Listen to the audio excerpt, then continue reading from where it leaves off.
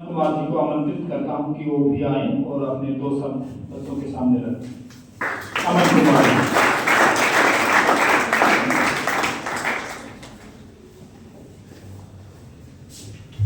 Good morning to all of you. Good morning sir. मैं अमन कुमार, जैसा sir ने बताया, कनिष्ठ कार्यकारी परिषद, और इससे पहले मेरे कनिष्ठ परियोजना प्रबंधक श्रीमान संजय कुमार सर और वरिष्ठ कार्यकारी अधिकारी श्री कमलेश सर ने काफ़ी कुछ बता ही दिया है। और जो हमारा यहाँ पर मकसद आने का, वो सर ने बताया कि सबसे जो बड़ा मोटिव वो ये है कि आपके रेलवे के बारे में, उसकी सेफ्टी के बारे में हम अवगत कराएं यहाँ पर आके आपके बीच में। और कुछ ही देर में आपके बीच में हम कुछ एक्टिविटीज़ भी कराएंगे कि कैसे करके हम रेलवे में जो सेफ्टी है, हमारा एक पॉइंट, तो वो कैसे अगर रहे उस चीज़ से और कैसे सोसाइटी में उसको स्प्रेड करें। तो सबसे पहले मैं आपको DFCCIL के बारे में थोड़ा सा बताना चाहूँगा कि DFCCIL क्या है। आपने देखा होगा कि आपके पास में कुछ रेलवे लाइन्स गुजर रही होगी। तो एक साइड में दो रेलवे लाइन है, एक साइड में एक रेलवे लाइन है, जो कि आपकी नियरेस्ट होगी कहीं पे। तो जो दो जहाँ पर रेलवे लाइन्स है, वो हमारा DFC है, जहाँ से हम लोग आए हैं। DFCCIL dedicated freight corridor.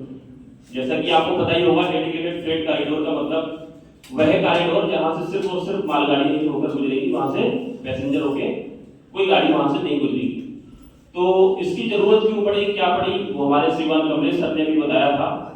और डेडिकेटेड फ्रेट कॉरिडोर की स्थापना में बताना चाहता हूँ कि 2006 में हमारे जो मनमोहन सिंह जी सरकार थी, उस समय इसे स्टेबलाइज किया गया था। और धीरे धीरे इसका जमीन का एक्विजिशन वगैरह जो भी सब कुछ प्रोसेस हो गया, उसके बाद में आज हमारे देश में दो भागों में ये अभी इस समय चल रही है, जिसका नाम है EDFC, जिसे ईस्टर्न डेडिकेटेड फ्रेट कॉरिडोर बोलते हैं, और एक है WDFC, जहां हम लोग अभी रहते हैं, और हमारे पास में जो लाइनर्स को बोलते हैं WDFC, western dedicated freight corridor. तो इसका पीछे का जो स्टेबलाइज करने का रीजन यही था कि शुरुआत में जब हमारी जो इंडियन रेलवे थी, वहां पर लगभग शुरुआत में 80% जो ट्रांसपोर्टेशन होता था वो रेलवे के माध्यम से ही होता था। लेकिन धीरे धीरे जब पैसेंजर गाड़ियों का जो है उस पर आगमन ज्यादा बढ़ने लगा, तो वो घटकर एक 25% के अप्रोक्स में चली गई। अब इससे क्या हुआ कि जो पहले रेलवे लाइन पर जो माल जाता था, वो अब सारा का सारा रोड पे जाने लगा। तो इससे क्या होगा कि जो हमारे ट्रक वगैरह होते थे, उनसे माल जाने लगा, तो इससे हमारा ट्रांसपोर्टेशन का खर्चा और टाइम ज्यादा लगने लगा था। और इससे क्या होगा कि कुछ चीजें ऐसी होती है जो जल्दी खराब हो जाती है, या फिर जिनको जल्दी पहुंचाना आवश्यक होता है इमरजेंसी में, तो वहां पर वो चीजें बहुत जल्दी खराब भी हो जाती थी और हमारा नुकसान भी होता था, और हमारे देश की इकोनॉमी भी डाउन होती थी। तो ऐसे में हमारे प्रधानमंत्री जी ने, जो तत्कालीन प्रधानमंत्री जी थे मनमोहन सिंह जी ने 2006 में DFC की स्थापना करी और एक हमारे देश को नए आयाम तक पहुंचाने की नींव रखी थी।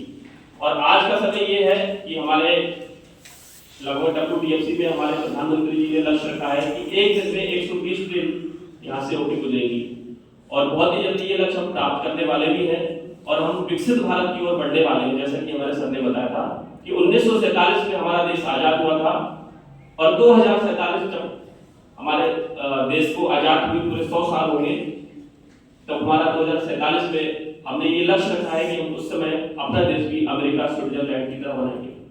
तो यही मैं कहना चाहता हूँ कि आप लोग, हम सब लोग एक इस देश के युवा हैं, और इस देश को एक नए आयाम पर पहुंचाने का पूर्ण प्रयास करेंगे, ऐसा हम आपसे भी उम्मीद करते हैं, और हम खुद में भी ये जज्बा रखते हैं। तो इस देश को नए आयाम पर पहुंचाएंगे, इस नए जुनून के साथ आप लोग, हम सब लोग देश के भविष्य है, और मैं यही उम्मीद करता हूं कि आप लोग बहुत अच्छा करेंगे देश के लिए। जय हिंद, जय भारत।